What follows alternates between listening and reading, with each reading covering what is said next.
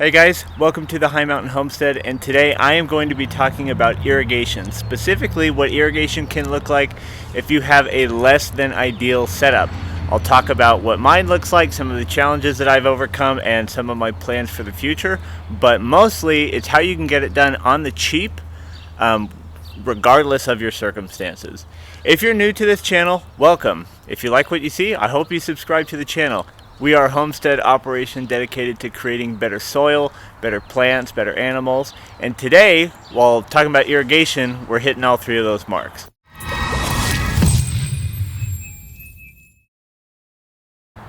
Okay, so before I can really start talking about what we did, I feel like I should be showing you what it looks like and why this is such a difficult project to irrigate in the traditional way.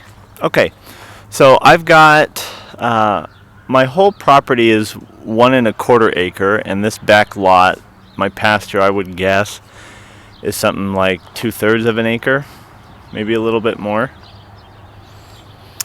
But it is early spring, and we haven't had a ton of rain, and my grass is usually covered in leaves. You can see what it looks like right here. We've composted a lot, we've burned a lot, there's still more to go, but for the first time ever, we have, our grass can actually see light. So now that we have warmth, my grass can see the sun, it is time to irrigate. So we have a very long property, as you can see by this snapshot from Google Maps. Our pasture is way in the back, and our secondary water is in the opposite corner that I would like it to be. That makes it very difficult to line it up with a PVC pipe. Now, aside from the distance with that PVC pipe, I have another set of unique challenges. Okay, here is the corner piece that our secondary water comes from. I have no idea what this is. They're doing construction across the street, because this is Utah and construction is just part of life. But this is our secondary water here that we just got turned on. Fun fact, the folks before us did not have that turned on, so they were watering it with culinary water and the neighbor's water. So that's cool. So I talked with you about my first challenge is the fact that it's a long way back to my pasture to get secondary water through a pipe. My other challenge is that there are a ton of trees and concrete obstacles in the way to get a straight line back there. So all along our eastern side, we have trees that go through, which wouldn't be too big of an issue, but they're kind of scattered all along there. The problem happens when you get to the backyard.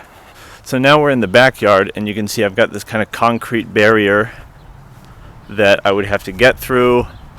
I'd have to go up and through this kind of like studio apartment, which in my opinion is not livable. Don't even ask. One day we do hope to Airbnb it, but right now it's so gross. It's so gross. It's so gross. But we'd have to get past that studio apartment, and then bam, now we're back in the pasture. So that is a project and a half that I'm not willing to deal with this year, because this stuff is expensive. Like, you get into this world to be saving money, and if it's your first year in it and you start thinking about infrastructure costs like fences and water, the costs just go up. I mean, we're looking at a multi-$1,000 project, and that's us doing it ourselves, which I don't think I have the tools and experience to do it myself. I'm not that guy.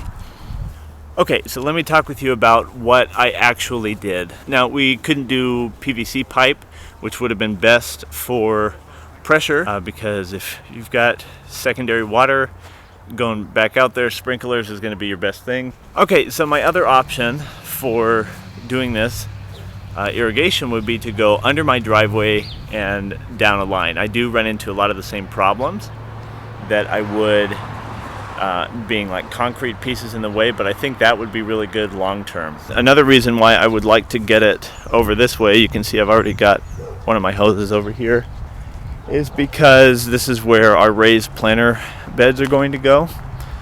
So we've got a few in here already, and I think we can do 13. So we'd love to do drip irrigation on these boxes when we have them, and then we just run it straight down there all the way to the back pasture. That is a lot of money and time, and spring is upon us. My grass isn't looking super hot, so I need water back there now.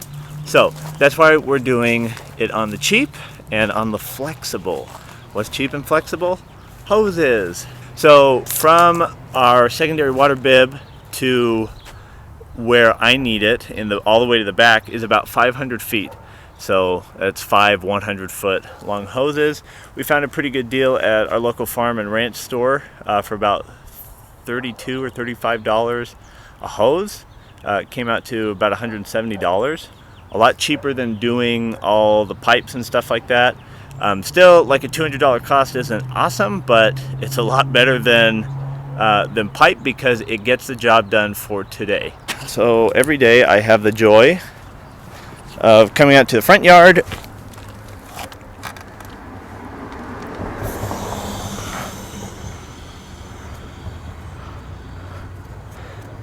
and turning on the secondary water. So as you can see, I am still in my front yard right now, and the hose just keeps hugging the fence line.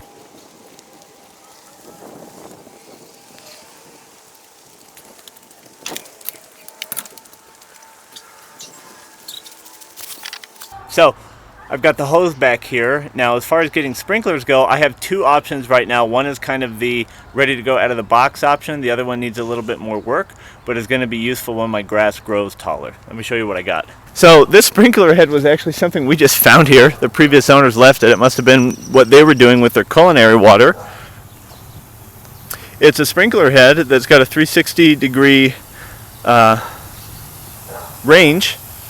And it is, I would guess, close to 20 feet in spin, so that's great. They've welded this little like foot to it, so you can just, it's so easy to pick up and move.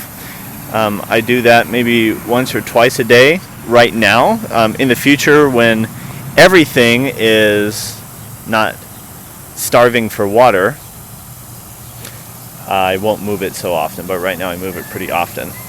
Let me just quickly talk about this little invention that my neighbor put together. Basically, it's your typical 360 sprinkler head that has a really good spray, and it is connected to this metal pipe that has a fixture right there that you plug your hose into. Now, they've also welded on these rings that you basically slide over your T-post and get out of the way of the water. That you slide over your T-post right here. It has a really good spray. This is especially useful when your grass is so tall that something like this is no longer a good option because it's just spraying the grass right next to it because it's too short and stubby. So I'm going to keep using this until the time is right. And the advantage of this is that it's so elevated, which is great. I should note, one of the reasons why it will not work for me right now is because I need to pound this T-post in all the way down, because that needs to be above the post so the sprinkler head can actually rotate. Thank you for watching this video about how to irrigate in any situation. Again, I am not here to say that this is the best situation. It's not even a better situation. This is good. I still need better, and then I need best. But that's probably a few years down the line.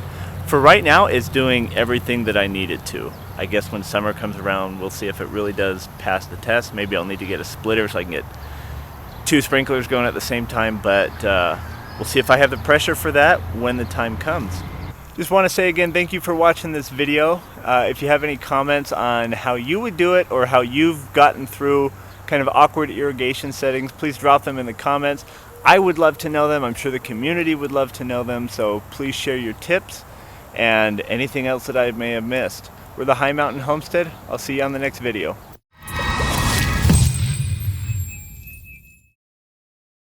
Go away, fly. That's gross. Is there water on my glasses?